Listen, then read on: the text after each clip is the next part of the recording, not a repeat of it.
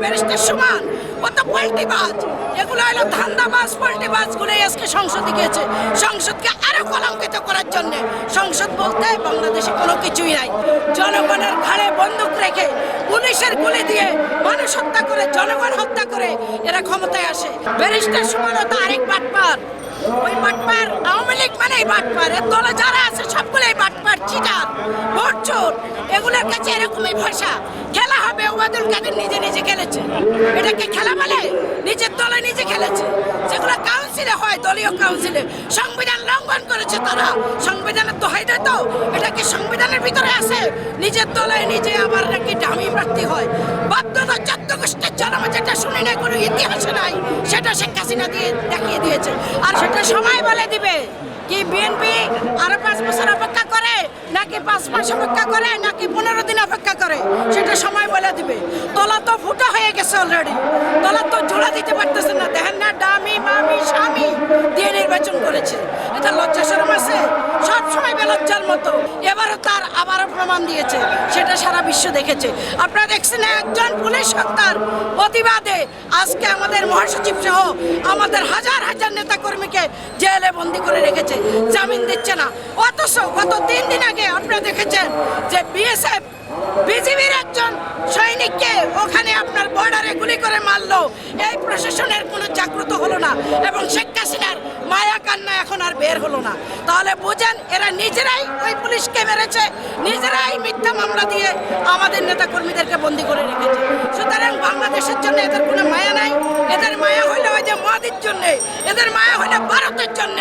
আমরা বলি আপনারা সবাই মিলে এই ভারতকে ধিক্কার জানান, বর্জন করুন। এই ভারত আমাদের সমস্ত গণতান্ত্রিক অধিকার কেড়ে নিয়েছে, মানুষের ভোটাধিকার কেড়ে নিয়েছে এই স্বৈরাচারী শেখ হাসিনাকে ক্ষমতা রাখার জন্য। এগুলো হলো হাসিনার সংসদ, জালিমের সংসদ, নমরুদের সংসদ, ফেরাউনের সংসদ। এটা কোনো জনগণের সংসদ না, জনগণের সংবিধান না, ইসলামিক সংবিধান না। এটাকে আমরা ধিক্কার জানাই। আমরা রাজপথে আছি এবং খেলা চলছে, জনগণ নিয়েই আমরা খেলতেছি। যতক্ষণে স্বৈরাচারী হাসিনাকে আমরা বিদায় ঘন্টা বাজাতে না পারবো, ততক্ষণ আমরা রাজপথে থাকবো। এটা আমাদের প্রতিজ্ঞা ছিল, আমরা এখনো আছি। ইনশাল্লাহ যতদিন আমরা বেঁচে থাকবো, হাসিনার বিদায় ঘন্টা বাজিয়েই আমরা করে ফিরবো। সেটা একদিন আগে হোক আর 10 দিন পরে হোক, হাসিনার বিদায় হবেই হবে ইনশাল্লাহ। ফেরাউনও এরকম করেছিল, কিন্তু ফেরাউনও শেষ পর্যন্ত এখন দেখেন মমি হয়ে আছে। কেন? ফেরাউনের লাশ এখন পৃথিবীর ইতিহাসে দেখতেছে। হাসিনারও ঠিক এরকমই অবস্থা হবে।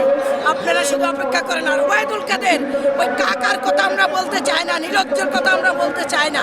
তার নিজের ভোট কেন্দ্রেই তাকে কেউ ভোট দিতে আসে নাই। আমরা তো সব দেখেছি, আমরা সব কিছু নোট করেছি। ভোট জনগণ দেয় নাই এবং হাসিনা জানে সারা বাংলাদেশে 5% ভোটও তারা পায় নাই। সুতরাং এই চোরদেরকেও ভোট দেয় না। ভোট চোরেরা জোর করে ক্ষমতা আঁকড়ে আছে, ক্ষমতা থাকতে পারবে না ইনশাল্লাহ। পা পিছলে যাবে। এগুলো শুধু উপরে উপরে, ভিতরে কিন্তু ঘন্টা বেজে গেছে। এই ঘন্টা কোনোভাবেই রুখতে পারবে না। আপনারা দেখেন যেভাবে দ্রব্যমূল্যের ঊর্ধ্বগতি, যেভাবে জনগণকে তারা মেসেজ করে ছেড়ে দিছে। জনগণকে আমাদের পেঁয়াজের কেজি 200 টাকা, 150 টাকা, তাহলে মানুষ খাবে কি নিয়ে? হাসিনার ঘন্টা বেজে গেছে। দেখেন না, কালো পতাকা দিয়ে আমরা কিন্তু তাকে নিন্দা জানাচ্ছি। তার তো লজ্জা শরম নাই, আর কোনোদিন হবেও না। সুতরাং আমরা বলবো, ভারত প্রেমিক হাসিনা, ভারত চলে যা। বাংলাদেশে তোদের কোনো ঠিকানা নাই। এই বাংলাদেশকে তোরা ভারতের অঙ্গরাজ্য বানিয়ে ছেড়েছিস। বিএনপি অবশ্যই আন্দোলনে ব্যর্থ হয়নি। বিএনপি আন্দোলনে সফল হয়েছে, বাংলাদেশের জনগণ সফল হয়েছে। কেননা এই খুনি স্বৈরাচারী হাসিনাকে, ভোটচোর হাসিনাকে জনগণ প্রত্যাখ্যান করেছে, লাল কার্ড দেখিয়ে দিয়েছে। এর চেয়ে আর বড় বিজয় বিএনপির জন্য কি আছে?